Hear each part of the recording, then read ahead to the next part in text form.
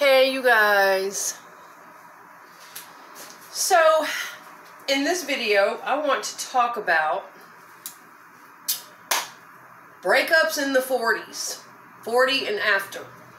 Whether it was life after a narcissistic abuse situation, breaking up in a toxic relationship, or just a breakup. But pretty much I want to get into life after 40 when it comes to how we cope with breakups at that age. How things are quite a bit different than breakups in our 20s and when we're a lot younger, okay? Middle age, dealing with things can be very different. So I hope everybody's doing well.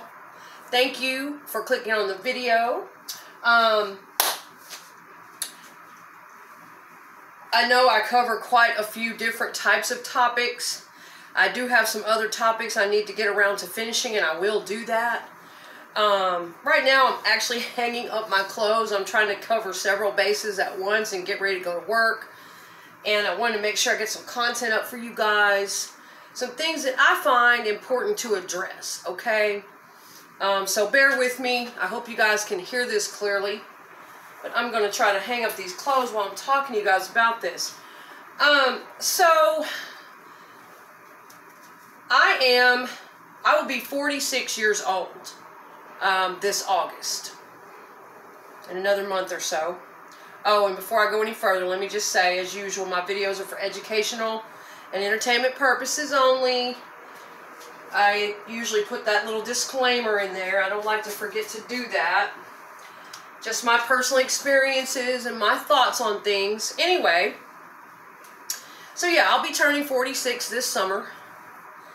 And about 6 years ago, the summer I was turning 40, I got into a relationship that has recently come to an end.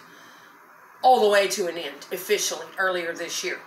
It took me almost a year, really, to fully work my way out of that whole situation. There was a lot of back and forth, a lot of weaning off the situation and all that stuff. Okay. It was a very toxic situation.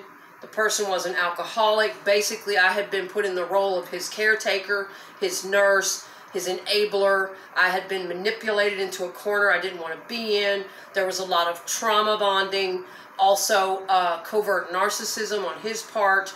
A lot of psychological attack and abuse and emotional bullying, the whole 9 yards. We were both very codependent. I mean, we had a lot of different dynamics going on at once, okay? And so, and it really, that kind of thing will take a toll on anyone's life. Even if you're 20, even if you're 30, okay? But we know that after 40, things are different, you know? And it's important that we prepare ourselves, which is what hurts me so bad, is that I remember the summer I was turning 40. I was actually preparing to go into my 40s in a healthy manner. I was literally sitting up planning this. You know, I'd already been married twice, divorced twice in my early 20s. I had my 2 children. They were just about grown when I was turning 40. They're grown now. They're in their mid-20s. And I was planning for a whole new chapter of my life, turning 40 that summer. And I had been through a couple of sketchy relationships here and there. I had dated off and on for years. Casually, I'd lived on my own for years. And so, you know, I kind of had experienced all sides of things. And at that time, I was single. And you know, I was just wanting a break. I was wanting to take care of me, practice some good self-care, make some plans for myself. And then this person from out of nowhere comes in my life. Person I had known from around the way for years. What I knew of him was good, though. Family man, whatever the hell ever. I did know he was an alcoholic, but I did not know the extent of it. I knew he had had some issues, okay? He had lost a child. His whole life had come out from under him. And he decides that that's a good time to hit people up for dates. You know, but in my mind, I thought, well, this is a friend. He's hurting. Yes, I'm going to let him come over. Yes, I'm going to give him a shoulder. It ended up turning into a very toxic situation for 6 years. But I had to learn a lot through that process. I had to learn that I still had a lot of unhealed wounds, or I wouldn't have let that happen to me. So, I have learned a lot through the process. But here we are, fast forward 6 years later, okay? And wow, recovering from such a thing in your 40s, you do not bounce back like you might in your 20s. Okay, when we break up in our 20s, you know, we're resilient. We still have that mindset that whatever, you know, there's other people for us. We can move right on, yada, yada, yada. We're still young. We still feel like getting out there dating. We still feel, you know, we just feel different about ourselves in our 40s. We just do. Especially if we have just survived a very toxic or bad situation with someone where there was narcissistic abuse involved, then, okay, instead of being like other people in their 40s where we've had time to prepare, keep our self-esteem intact, because, you know, I thought about this shit as I was aging and getting into my 30s. I thought, man, I know a lot of people get really depressed when they start aging. I know a lot of people, I've lost family. I lost a brother in his early 50s, right? He started getting very sick in his late 40s. Addiction, depression, childhood issues coming back on people that haven't dealt with those things. Things can get really hard on people after 40. And, you know, I was seeing all that going on, and I was making mental notes as I was getting older, thinking, you know what? You really want to prepare yourself. You want to be at least financially stable. You want to be as mentally and emotionally stable as you can. You want to feel good about yourself because it's going to happen. We're going to start to lose our looks. We're not going to have as much energy as we once had. The aging process sets in, and we want to be able to do so in the healthiest, most graceful manner possible. Okay? All right. Well, for those of us who have just gotten out of narcissistic abuse or gone through a very hurtful relationship with someone, it is 10 times worse. It's bad enough if you're just going through a breakup, the breakup was mutual, you're still on good terms, everybody was emotionally mature, and you go your separate ways in middle age. That's bad enough. It's bad at any age. It hurts for anybody. But what I'm saying is, this is going to be kind of specifically directed at people who have survived narcissistic abuse. You've just gotten out of it, you're healing from it, or a very toxic relationship in your 40s, after 40, and how we think, how much recovery we have to do, and sort of how much more difficult it can be than when we're 20 or even 30. Okay, so that's kind of what I'm getting at. And you know, guys, when you're in your 40s, a lot of us have grown children. It's not just having to recover from all that we went through in the narcissistic relationship or the toxic relationship. It's not just that. And likely, in that situation, you were stripped of pretty much everything. Likely, you put everything you had into that individual, whether they were an addict. Mine was an alcoholic and a narcissist. And yes, the narcissism was in his core personality. So it is important to differentiate when you're dealing with a person like that. Is it just their addiction? Because a lot of people become narcissistic when they're addicted. But once they sober up and go through treatment, that narcissism dies down and they go back to being self-aware and respectful and accountable and all that. But if it is in their core personality, then it's not just alcoholic narcissism, or it's not just addict narcissism. If it's in their core personality, then if they're an addict on top of it, oh shit, you're really dealing with something, okay? You're getting a double whammy of it. And that's what was happening to me. It was in his core personality. Even when he sobered up, he could keep his mask on better. He could keep his manners and mask himself a little better sober, which was rare. But I could tell it was part of his core personality. He still gaslighted. He was still spiteful, still manipulative, still emotionally immature, still very defensive. He still had those characteristics in his core personality.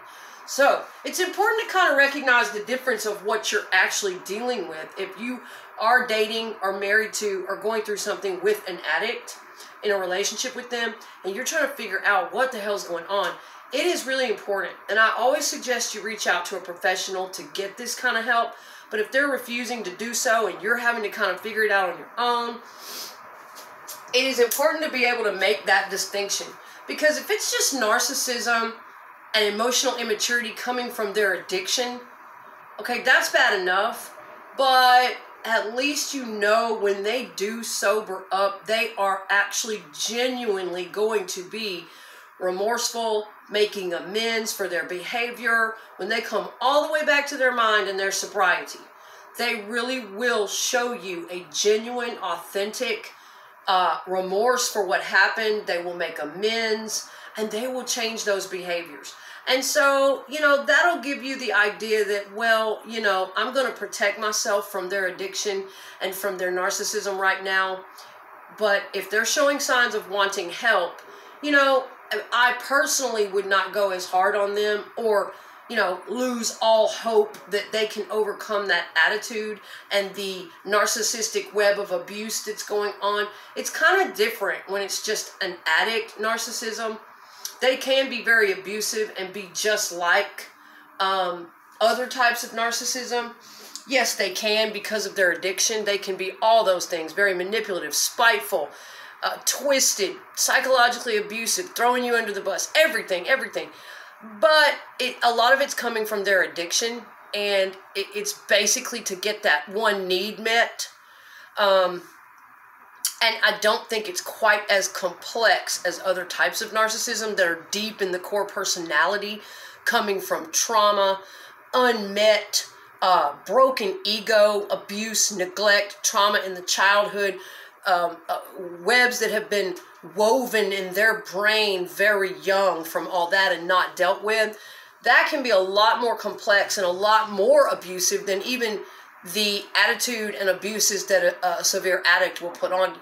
So, you know, I just think it's important to distinguish between the two. Like, what the hell is really going on in this person's personality? Is there any hope? Because with a high-level narcissist with narcissistic personality disorder, a lot of times they cannot heal.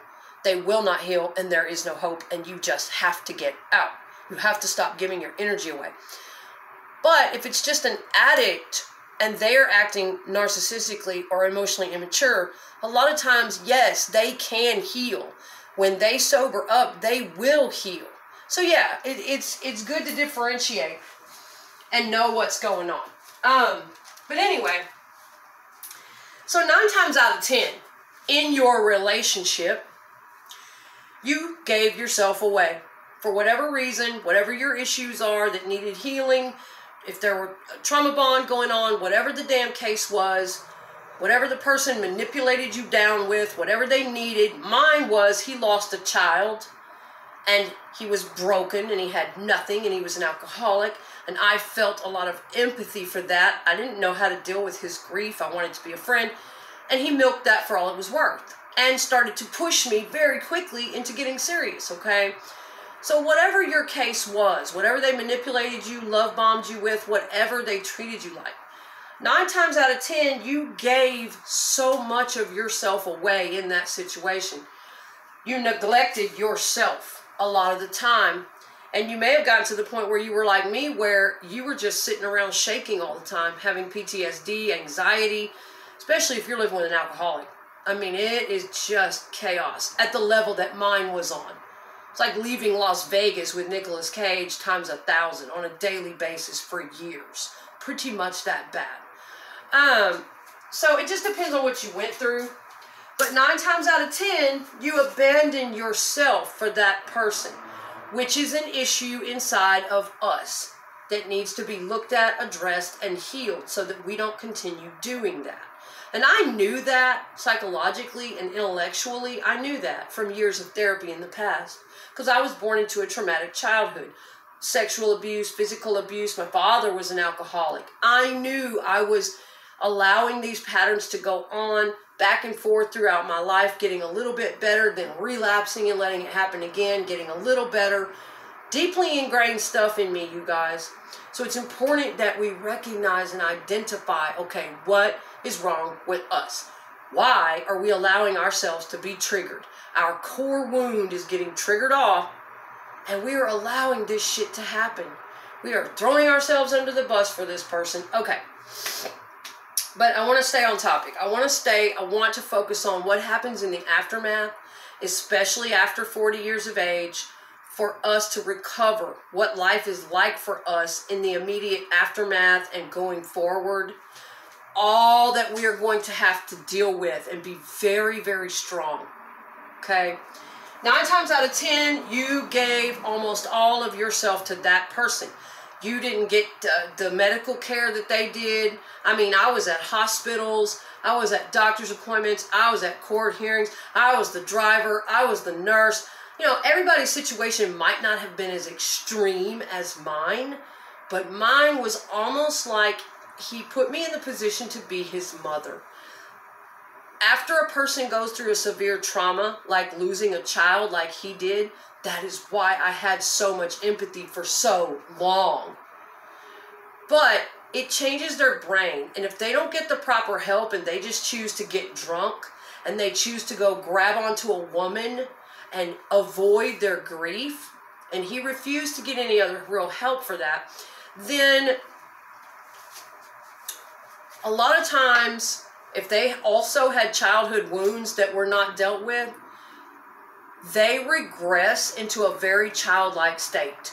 When any emotional trauma, and I feel like that's what happened to him. I feel like after the loss and the tragedy and the shock that he suffered, he completely regressed into a more childlike state and needed an enabler, needed a caretaker. He just wanted to throw his hands up, not deal with his grief, not get any help. You know, and I wanted to be a friend for a temporary basis, to give him a shoulder, get him going again, be a good person, help him along a little bit. I was not looking to get serious, especially with someone in that shape. But because of my own wounds, my own scars that I hadn't completely healed yet, because of the circumstances and the loss of a child, I could not see clearly the abnormal behaviors and the red flags I would normally take a stand on. Oh, I saw them. Oh, yes. I was alerted. My prickles were going up constantly. But because of the loss of the child, I was more easy to manipulate. I was more easy to back down because I really didn't want to hurt him anymore. It was just one of those situations, okay? So, yeah, but when a major trauma happens to someone like that, so yeah, he basically put me in the role of his mother. And that was pretty much where he wanted me to stay stuck, and he wanted me to be his enabler. And so 9 times out of 10, you guys, you lost your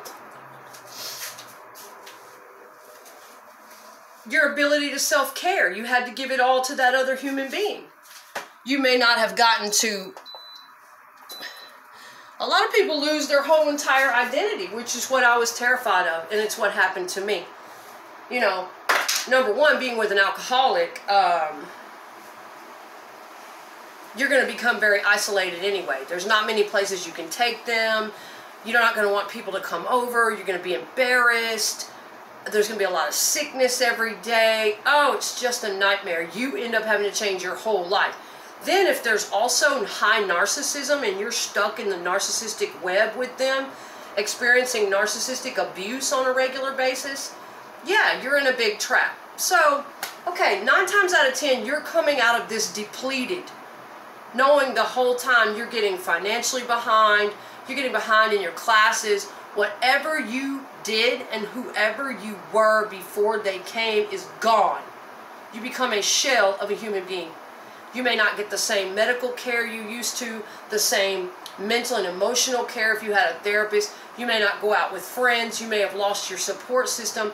You may have become entirely isolated with this human and putting all of your energy every day into them. not your career, not your creative projects, not your savings, not being able, and I ended up homeless. I did. I ended up really fucked up.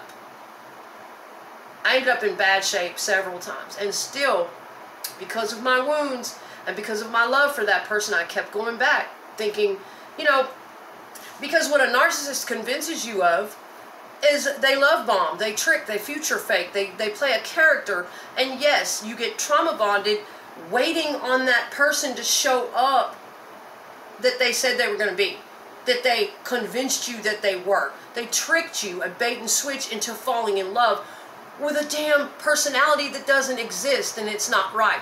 And in their mind, after a while, they get really offended. What do you mean you don't love me? They're expecting you to unconditionally love them like a parent. They literally want someone to be their mother or their parent. They do. Their servant. There's a big hole, okay, in a narcissist like that. And so I'm not going to go all into the details about what happened, but yes. And so, what you're going to have to face... Oh, I thought I had more clothes to hang up than that. What you're going to have to face is complete recovery from A to Z. Way more than people will ever understand.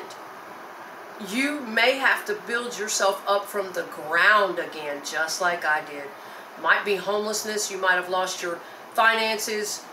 You may have gotten physically sick. Your health started declining. Everything. You start looking terrible, feeling terrible. You just don't have time to do anything for yourself because that narcissist or that toxic person, that addict, demands your attention 24/7. Mine was so severe and crazy of a situation. If he saw me doing anything else in the house, anything else, he didn't want me to work, he didn't want me to concentrate, cook, clean, sleep at night. He would wake me up. He wanted to be entertained constantly, but mine was drunk all the time too. So guys, but when we're in our 40s, there's a lot you need to prepare for when you're getting out of a situation like that, and it will keep you stuck. Okay, listen, the fear of facing your life again without that narcissist, without that addict, whatever they were, the fear will keep you stuck because you know you have fucked up. You know you have thrown away years of your life. You know you're behind financially. You know you're behind on your medical care. You know you're behind your mental and emotional health care, your projects. Probably haven't been getting to visit family. You're behind on everything because they were your whole world. You let that happen. And so that will keep you stuck, just not wanting to face what you've done to yourself and having to admit it and face that you've been living a lie and that the joke is on you. Yep. And that's what I had to face. And I put it off for a long, long time because I knew it was going to be painful as hell. And it was going to be really hard to not only carry a broken heart and the betrayal, but also have no help trying to crawl back up and rebuild my life. I knew I was going to have to be the strongest person on this damn planet, physically, emotionally, mentally, all of it. And so you have to start getting yourself prepared, okay? If you're still in a situation like that, you got to start preparing while you're still in it. Start doing some of your emotional work, study a lot, make your plans. You need to have a plan when you're with a person like that. It may take you a while to get out, and I know a lot of outsiders don't understand that. But you start making your plans, you work on yourself, put you some money back. I wasn't smart enough about it. I kept having hope that it was going to work out, that it was going to change.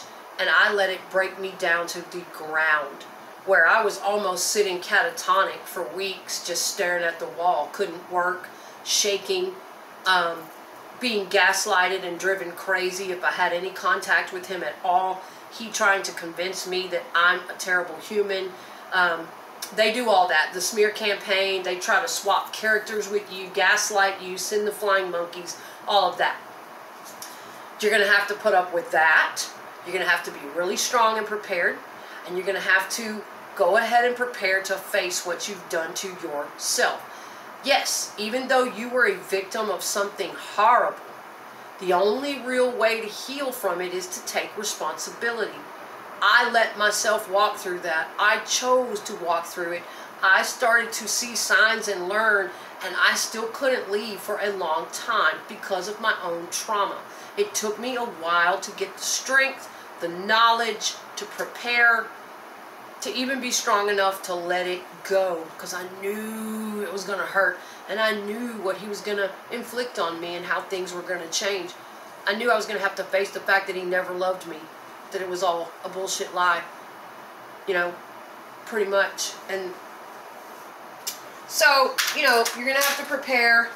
And, you know, a lot of us in middle age, like I say, after 40 years old, we're either dealing with grown children, we have family. It's not just one thing that was coming at us, weighing us down in the toxic relationship. We may have grown children that depend on us for things. We may have aging, in our 40s, we start to have aging parents that may depend on us for things. We have things going on. So a lot of times in our 40s, we are pulled in so many different directions that we don't even have time to just recalibrate and self-care and know who we are again and take that time for ourselves, because we've got all these people depending on us at that age that might need us. You know, we have responsibilities, we have things going on. And in our 40s, we don't feel as good as we did at 20. Our back hurts. I know mine does. You know, we start having some problems. Hopefully most of us can stay healthy and take care of ourselves longer, but I'm just saying, we do not feel quite like we did at 20-something or even 30-something. And you know, it's like I ended up needing dental work. I ended up having, it's not a heart condition, but I ended up having SVT attacks where my heart rate started going up to 200 from the stress. I ended up just completely mentally, emotionally, spiritually almost dead. Just shaking. My PTSD became even worse. I lost my home, damn near my car. I lost all of my personal possessions in storage that were very sentimental and important to me. I had to start all over several times. Just from continuing and letting this person in my life and continuing to be there for them. It was almost like a full-time nursing job that I was not compensated for. Yeah. And in the end, you think you're building a relationship with someone and you're not. You're not. They're not going to change, and they're not going to be there for you in the end. So be careful how much you put out. If I could go back, let me tell you something. Go ahead and do that thing you plan to do. Go ahead and invest in yourself. Every time I would even start to think about myself doing anything for myself, whether it was a hot meal, a new project, going to work, it didn't matter. He was in another crisis. That's what these addicts and high-level narcissists do. Next crisis, next chaos, next chaos. That protects them from reality. They live in that chaos, and they want to scoop you into it to help them get by with it. So they don't care if you get a hot meal. They don't care if you get sleep at night. They will have your ass looking ugly, raggedy, beat down, sleep deprived, hungry, starving, and out in the streets. That's right. That's how far mine let it go. He didn't give a shit as long as he had his cheap-ass beer can. I could sit there and starve. Now, if he had money fall in his lap or somebody gave it to him, yeah, he wasn't stingy with it. He'd give it to me, but then throw it in my face and hold it over my head. Narcissists love to play games with money. And sometimes he worked, but he could barely keep a job because of his drinking. So, guys, this video is getting kind of long. In order for me to convert it, I'm going to have to cut it off here in a minute, but I just wanted to kind of touch on, I know there are other people out there that can relate to this. After 40 years of age, recovering from just about anything in this life is a lot different from recovering and bouncing back when you're 20 or 30. Okay? And I've lost, like I say, I've lost 2 brothers. I lost my father. You know, they thought they could do drugs, go on drug binges, and mistreat their body at a late age like that. You know, my older brother, he just couldn't cope. He was a wonderful human being. He was not a narcissist. He loved his partner of 35 years. They have one of the greatest love stories ever. Maybe I can tell it one day. But he did have his issues, and he went on a very hardcore drug binge at 46, 47 years of age when our grandmother died, and that's how he coped, and he ended up very bad shape. Had to have a heart valve replacement, part of his lung removed, very bad staph infection in his blood, and he only lived 5 years beyond that. He died right at 50. So, guys, we don't mistreat ourselves after age 40. We don't do drugs. We don't drink alcohol to excess. We don't party down. We get the hell out of toxic relationships, and we start to take care of ourselves. We get our sleep at night. We drink our water. We get around good, healthy-minded individuals, and we practice good self-care. Okay? Do it. Do it. If you're still stuck with that toxic individual and you're thinking about not leaving, or you're scared to leave, or you think they're going to change, or you're thinking about going back, you're going to have thoughts like that for a long time. They're going to try to get at you. Don't do it. If they took your life down to the ground, if they mistreated you, if you did not see change in an appropriate amount of time, don't go back. Especially not after 40. Because that's one of my biggest fears, is running out of time.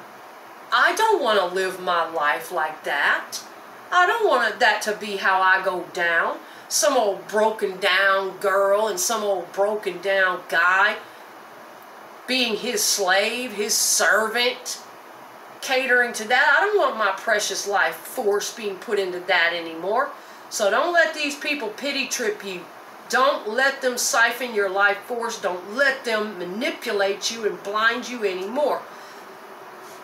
Take responsibility for what's hurting you. Take responsibility for your childhood issues.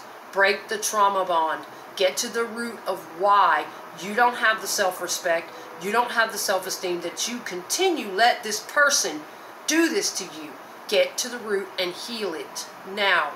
Do it as quickly as you can, okay? I know it's hard, I know it takes time, but start working on it, because that's what's going to set you free.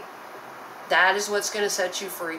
As if you heal. And the more you heal, I had to work on it for a long time, even while I was still with him. I had to start working on it. And slowly but surely, I started becoming less tolerant and less tolerant and less tolerant, and doing less and taking care of me more, and becoming less attracted, even though I still loved him very much. I deserved better. So the more I healed myself, the more I could start seeing clearly again. And you'll finally just walk away. You'll just let it go. The more you heal yourself and realize what you deserve. And in our 40s, after 40, when I started having those SBT attacks where my damn heart rate shot up to 225,